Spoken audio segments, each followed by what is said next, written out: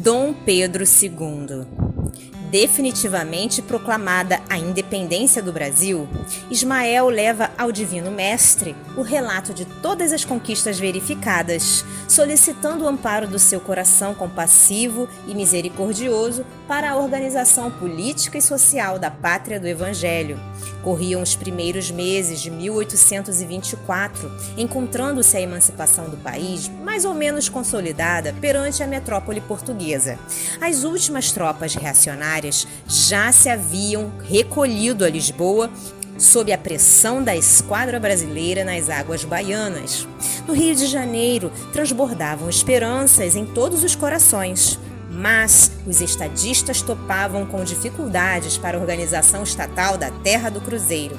A Constituição, depois de calorosos debates e dos famosos incidentes dos Andradas, incidentes que haviam terminado com a dissolução da Assembleia Constituinte e com o exílio desses notáveis brasileiros, só fora aclamada e jurada justamente naquela época, a 25 de março de 1824.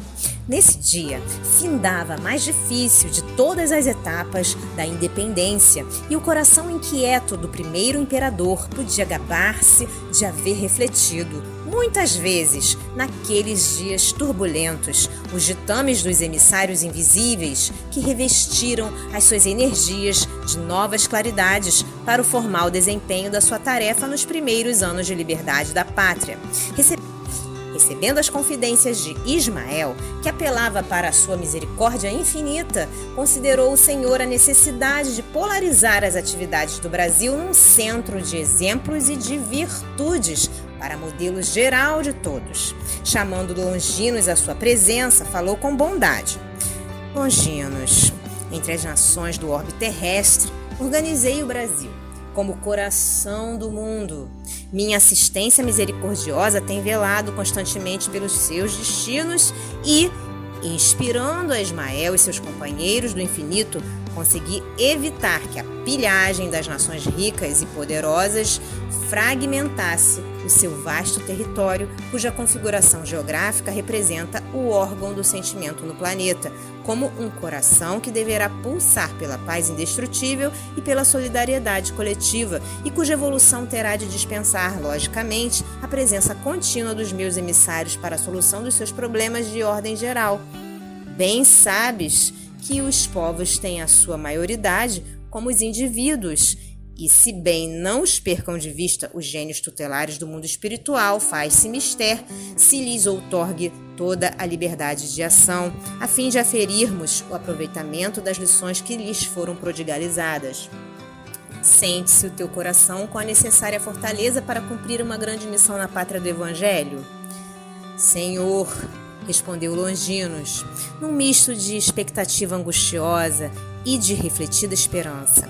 Bem conheceis o meu elevado propósito de aprender as vossas lições divinas e de servir a causa das vossas verdades sublimes na face triste da terra.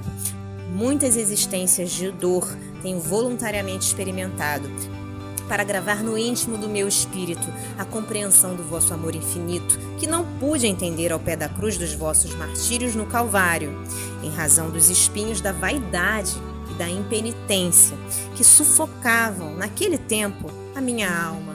Assim, é com indizível alegria, Senhor, que receberei vossa incumbência para trabalhar na terra generosa, onde se encontra a árvore magnânima da vossa inesgotável misericórdia. Seja qual for o gênero de serviços que me forem confiados, acolherei as vossas determinações como um sagrado ministério. Pois bem, redarguiu Jesus com grande piedade, essa missão, se for bem cumprida por ti, constituirá a tua última romagem pelo planeta escuro da dor e do esquecimento. A tua tarefa será daquelas que requerem o máximo de renúncias e devotamentos. Serás imperador do Brasil, até que ele atinja a sua perfeita maioridade como nação. Concentrarás o poder e a autoridade para beneficiar a todos os seus filhos. Não é preciso encarecer aos teus olhos a delicadeza e sublimidade desse mandato, porque os reis terrestres quando bem compenetrados nas suas elevadas obrigações diante das leis divinas, sentem nas suas coroas efêmeras um peso maior que o das algemas dos forçados. A autoridade, como a riqueza, é um patrimônio terrível para os espíritos inconscientes dos seus grandes deveres. Dos teus esforços se exigirá mais de meio século de lutas e dedicações permanentes. Inspirarei as tuas atividades, mas considera sempre a responsabilidade que permanecerá nas tuas mãos. Ampara os fracos e os desvalidos, corrige as leis despóticas e inaugura um novo período de progresso moral para o povo das terras do Cruzeiro. Institui por toda parte o regime do respeito e da paz no continente e lembra-te da prudência e da fraternidade que deverá manter o país nas suas relações com as nacionalidades vizinhas. Nas lutas internacionais, guarda a tua espada na bainha e espera o pronunciamento da minha justiça, que surgirá sempre, no momento oportuno. Fisicamente consideradas, todas as nações constituem o patrimônio comum da humanidade. E, se algum dia for o Brasil menosprezado, saberei providenciar para que sejam devidamente restabelecidos os princípios da justiça e da fraternidade universal. Procura aliviar os padecimentos daqueles que sofrem nos martírios do cativeiro, cuja abolição se verificará nos últimos tempos do teu reinado. Tuas lides terminarão ao fim deste século, e não deves esperar a gratidão dos teus contemporâneos. Ao fim delas, serás alijado da tua posição por aqueles mesmos a quem proporcionares os elementos de cultura e liberdade. As mãos aduladoras que buscarem a proteção das tuas, voltarão aos teus palácios transitórios para assinar o decreto da tua expulsão do solo abençoado, onde semearás o respeito e a honra, o amor e o dever, com as lágrimas redentoras dos teus sacrifícios. Contudo, amparar-te-ei o coração nos angustiosos transes do teu último resgate no planeta das sombras. Nos dias da amargura final, minha luz descerá sobre os teus cabelos brancos, santificando a tua morte. Conserva as tuas esperanças na minha misericórdia, porque, se observares as minhas recomendações, não cairá uma gota de sangue no instante amargo em que experimentares o teu coração igualmente trespassado pelo gládio da ingratidão. A posteridade, porém, saberá descobrir as marcas dos teus passos na terra para se firmar no roteiro da paz e da missão evangélica do Brasil. Longinos recebeu com humildade a designação de Jesus, implorando o socorro de suas inspirações divinas para a grande tarefa do trono.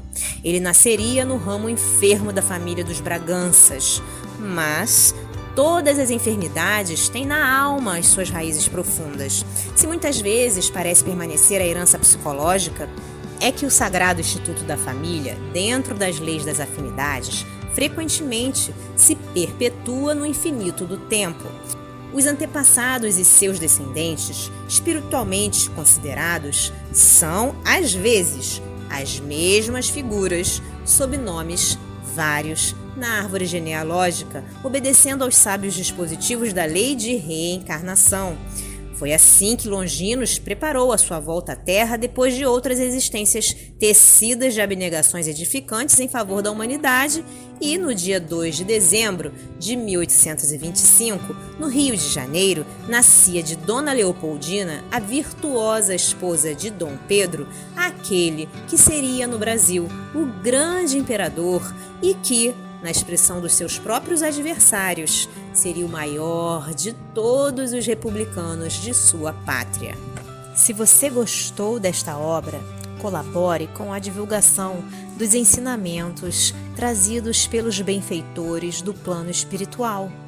Adquira um bom livro espírita e ofereça-o de presente a alguém que ama. O livro espírita, além de divulgar os ensinamentos filosóficos, morais e científicos dos espíritos evoluídos, também auxilia no custeio de inúmeras obras de assistência social, escolas para crianças e jovens carentes, etc. As obras espíritas nunca sustentam financeiramente os seus escritores. Estes são abnegados trabalhadores na seara de Jesus, em busca constante da paz no reino de Deus. Adaptação do texto do Espírito Irmão W. Porque nós somos cooperadores de Deus. Paulo, Primeira Epístola aos Coríntios, capítulo 3, versículo 9.